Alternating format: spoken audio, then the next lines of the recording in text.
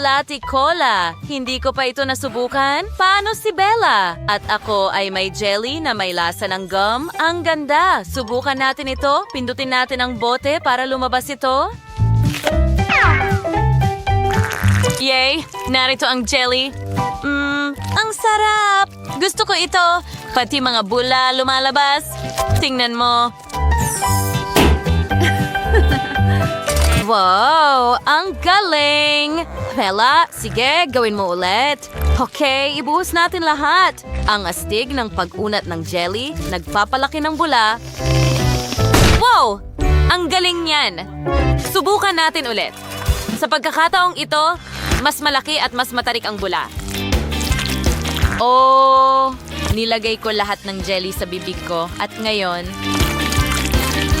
papalobohin ko itong malaking bula. Nako, ang laki. At hindi ko mapigilan. Sobrang laki ng bula. Bella, huwag kang mag-alala. Ililigtas kita. Ngayon, itutok natin diretso sa bula. At nagtagumpay ito. Narito ka na ulit sa amin. Salamat, Mia. At ngayon, ikaw naman. Tara na. Sige, gawin natin ito. Unang kagat. Ang tsokolate na ito ay talagang masarap. At ano ang nasa loob? Sige, basagin natin ang bote. Tingnan mo yon, ang daming candy. Ayusin natin sila ayon sa kulay.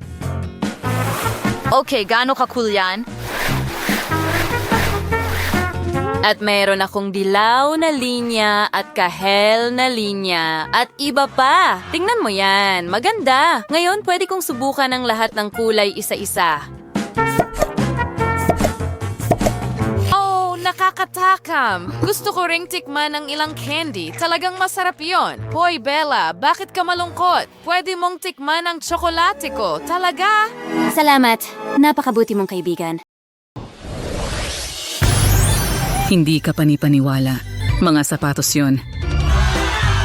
Hindi, ako ang mauuna. Hayaan mo akong kumagat sa takong. Oh, tsokolate ito. Mia, kaya mo bang gawin yon? Hayaan mo akong subukan. Aray, masakit. Totoong sapatos ito. Ha, huwag kang mainggit. Oh, malutong na tsokolate. Ngayon ang makulay na isa. Hindi ako makapaniwala sa aking mga mata. Naniniwala akong ito ang pinakamasarap. Oh, tingnan mo ang dila ko. Makulay na rin ito ngayon. Okay, may naisip ako. Ilagay ko ito sa mangkok at tunawin gamit ang hairdryer ko.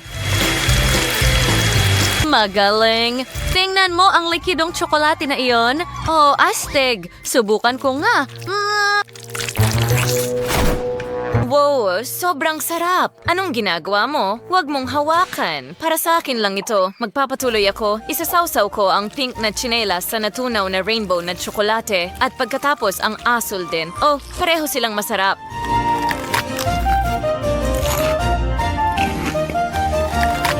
Anong lutong ng tsokolate? Parang nasa langit ako. Ew, nakakatakot. Ganyan lang, kaliwa, kanan. Oh! Tama! Dapat ko lang subukan! Wow! Tingnan mo yan! Nagbago ng damit! Astig! Huwag kang mainggit, Susan! Paano kung subukan ko ang asul? Wow!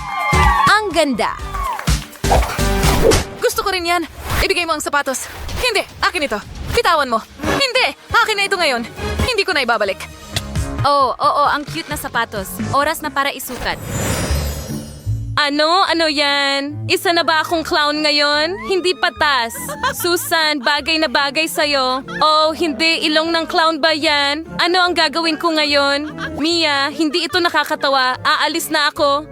Paalam. Susan ang Wow! Ano ang nasa ilalim ng mga cloche mo? Tingnan natin mamaya. Oh, isang tsokolating pusa.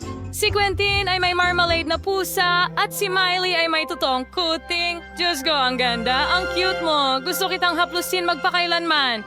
Oh, ikaw na lang ang kaibigan ko ngayon. Maglaro tayo. Meron akong isang bagay na kawili-wili para sa'yo. Halika na. Eto na. Ano sa tingin mo? Gusto mo ba ito? Oh, gustong gusto ko ring makipaglaro sa'yo. Ang saya mo kasama. Aba, halika na. Dito, kitty-kitty. Cute. Mahal kita. Miley. Ang cute ng kuting mo. Ang swerte mo. Oh, hindi. Ito ang jelly ko. Hindi mo ito pwedeng hawakan. Tigil kuting, akin yan. Kita mo? Oops! Mukhang hindi napansin ng kuting na ang kuting marmalade ay marmalade at hindi totoong kuting. Ang sarap naman. Gusto ko ito. At kainin natin ang natitira nito. Oh, gusto ko ring subukan ang chocolate cat. Ang bango. May naisip ako. Ilagay natin ang kuting sa aquarium at ibuhos ang gata sa ibabaw. Nesa na ito. Heto na. Sige, ganyan lang. Sa tingin ko kailangan ko pa ng gatas. Wow, ngayon meron akong cute na kakao na may mini marshmallows. Oh, sandali. Mukhang nagagalit ang kuting ni Miley tungkol sa tsokolateng kuting. Oh, wag kang mag-alala. Pwede kitang bigyan ng gatas dito. Eto na! Ganyan lang. Halika, kuting-kuting. Oh, salamat, Kate. Ang bait mo talaga. Ang kuting ko ay siguradong hindi magrereklamo sa pag-inom ng gatas. Oh, ayos. Masaya siya at masaya ako. Ngayon, subukan ko na ang aking chocolate milkshake.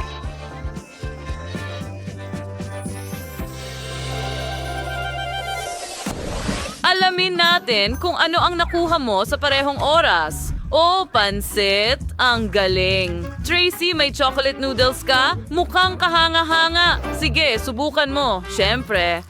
Ang sarap ng chocolate noodles. Hindi na ako makapaghintay na kainin lahat. Ang sarap talaga! Wow! Hindi ko mapigilan ang pagkain nito.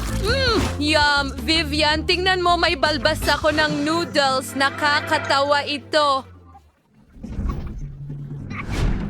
Kung tapos ka na, ako naman dahil naubos mo na lahat. Subukan natin ang noodles ko. Totoo ito, dapat masarap din. Mainit pa pero ang sarap. Sandali, may naisip ako kung paano palamigin ito. Gamitin natin ang handheld fan ko.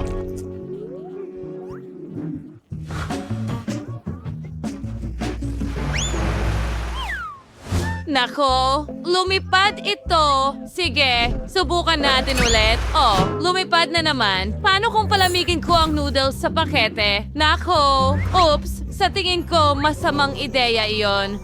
Tiyak na hindi mukhang masaya si Tracy na puno ng noodles mula ulo hanggang paa. Tracy, pero gusto mo pa ng noodles, hindi ba? Mag-ingat sa mga hiling mo. O bagong clutches. Ano ang nasa ilalim ng mga ito? Wala? Kakaiba? Wow! Hindi pwedeng ganon. Subukan ulit at makikita ang mga pakwan. Oh, hindi ito mukhang totoo at sigurado akong tsokolate ito. Pero masyado itong malaki. May mas magandang ideya ako. Basagin natin ang pakwan ngayon gamit ang bat wire sadyap. Myri! Wow! Tingnan mo ito. Sa loob ay may Maltesers na may caramel. Oh, hindi na ako makapaghintay na tikman ito. Ang sarap. Gustong gusto ko ito. Nasa kanya ang lahat ng gusto ko. Kaya kong kumain ng tsokolate na may caramel at Maltesers. Mukhang napakasarap. Ang sarap. Oo nga, kakainin ko ito magpakailanman hanggang matapos ako.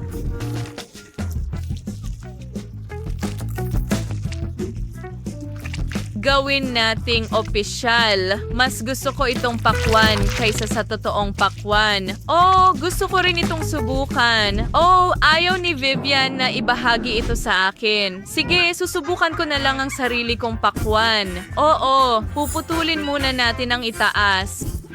Ngayon, gagamit tayo ng blender. At ngayon, ibe-blend natin ang pakwan sa loob. Magaling! Kaunti na lang at tapos na ako. At meron akong sariwang pakwan. Sa tingin ko may napakagandang ideya ko. Kumuha tayo ng straw at uminom. Ang sarap. Oh, ang ganda tingnan. Gusto ko rin itong subukan. Tara, magpalit tayo. Sarap. Iyon ay isang mahusay na ideya. Well, at ano ang nakatago sa ilalim ng iyong mga kuko? Tingnan natin. Magsimula tayo kay Leslie o baka si Susie. Sige, buksan mo na. Wow, isang Barbie doll. Ang ganda.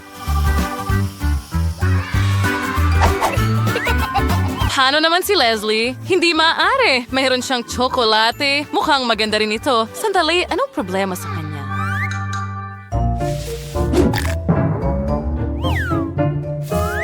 Wow! Sandali, dapat kong subukan ito. Ganap itong gawa sa tsokolate. Ang sarap. Astig pero hindi nasasayang ni Suzy ang oras niya. Nakagawa na siya ng dollhouse para sa kanyang manika. Mukhang ang ganda. Ang galing mo, Suzy. Naisip ko na rin kung paano palamutian ang aking bahay. Magsimula tayo sa isang malaking podium. Maglagay tayo ng mesa para sa mga kosmetiko. At dito, magkakaroon tayo ng karpet at upuan. Magagawa mo sa sabat at magdagdag din ng mga poster at accessories. Ngayon, may sarili ng bahay at malaking dressing room ang aking manika. Subukan natin ang isa pang damit. Tara, gawin natin ito. Ang asol. Oh, ang ganda. Pero pwede pang pagandahin. Subukan natin ang isa pa. May isa ka pang damit dito. Wow! Piliin natin ang pinakamaganda. Sige, tuloy lang. Hindi masama. Pero ang isang ito ay bagay na bagay sa'yo. Haha, pahintulutan mo akong kunan ka ng litrato? Yoy, malungkot si Leslie. Huwag kang malungkot, mahal. Pero ang iyong manika ay maaaring kainin. Wow, nagpasya siyang kunin ang dollhouse ni Susie. Siguradong, hindi siya magiging masaya tungkol dito. Oh, hindi pwede. Mga babae, hindi na kailangang mag-away. Si Leslie at Susie ang nagtayo ng bahay na ito ng mag-isa para sa kanyang manika. Oh, huwag mag-away, mga babae. Hindi ganyan ang asal ng mga dalaga. Oops, hindi pwede. Ang manika ko. Sira siya. Pero paano nangyari iyon? Ngayon wala na akong manika. Pasensya na, Leslie. Hayaan mong tulungan kita at ang iyong manika. Talaga bang makakatulong ito? Ay, nako, nasira ulit. Oops, mas marami pang nawala ngayon. Ano ang gagawin natin? Kailangan nating gawing muli ang manika sa lalong madaling panahon. May ideya si Susie. Naisip niya na tunawin ang manika para maging likidong tsokolate. Magaling. At ano ang susunod? Sa ngayon, hindi pa pumapayag si Leslie sa ganitong plano. Huwag ka nang umiyak, Leslie. Kontrolado ko ang lahat. Ibuhos ang tsokolate sa hulmahan at ngayon ay hinihintay natin itong tumigas. O na! At pangalawang kalahati at heto na tayo, nagtagumpay. Ngayon, mayroon ka ng lububu. Oh, salamat. Ang galing at napakasarap. Talaga? Kaya mo rin kainin ang iyong manika? Sige, magpatuloy tayo. At ano ang nakatago sa ilalim? Ano? Isang cactus? Tingnan natin ang mga tinik nito. Ah! Ang talim! Ang cactus ko mukhang tsokolate. Danny, ano yung sayo? Natatakot ako. Ayokong tingnan ito. Natatakot ako. Sige, hahawakan ko ito. Sandali, wala akong naramdaman. Ang kakaiba, may mali dito. Ang mga tinik ay hindi matalas. Hintays! Ito ba sa tsokolate? Oo, meron akong tsokolate na cactus. Ang swerte ko! Pwede ko itong kainin. Ang sarap. Mas mabuti ito kaysa sa totoong bagay. Kamangha-mangha. Masaya ako para sa iyo, Danny. Pero may totoo ako. Ano ang gagawin ko rito? Tama. Alisin natin ang mga tinik gamit ang lagare. Mas mabuti na yan. Hugutin natin ito. Ngayon, hiwain natin ito sa mga piraso. Mas mukhang masarap ito sa ganitong paraan. Sunod, ilalagay natin ito sa palayok at tatakpan ito ng maraming pulot. Oh, oo. Sana magiging masarap ito. Ako'y naglalaway na. Ngayon ay gagamit tayo ng burner. Wow, napakalakas nito. Initin natin ito.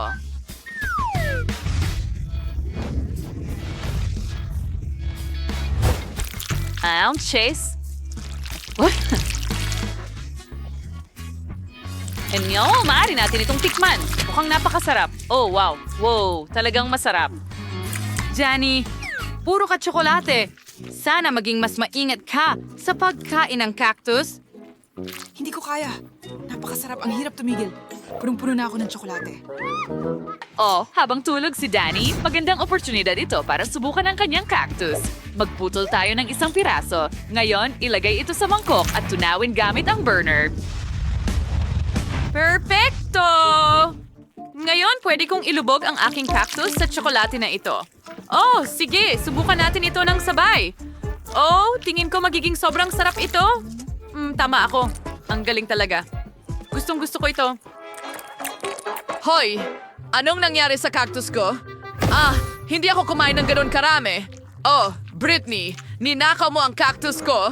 Ginawa mong tsokolate na sarsa yon. Hindi ko inaprubahan yon. Okay. Hindi. May mas magandang ideya ako. Subukan mo ang cactus ko. Talaga? Bakit ko gagawin yan? Sige na, isasaw mo sa tsokolate gaya ko. Hindi ka magsisisi. Magpakatapang ka. Sige, subukan natin. Wow, talagang masarap. Magandang kombinasyon.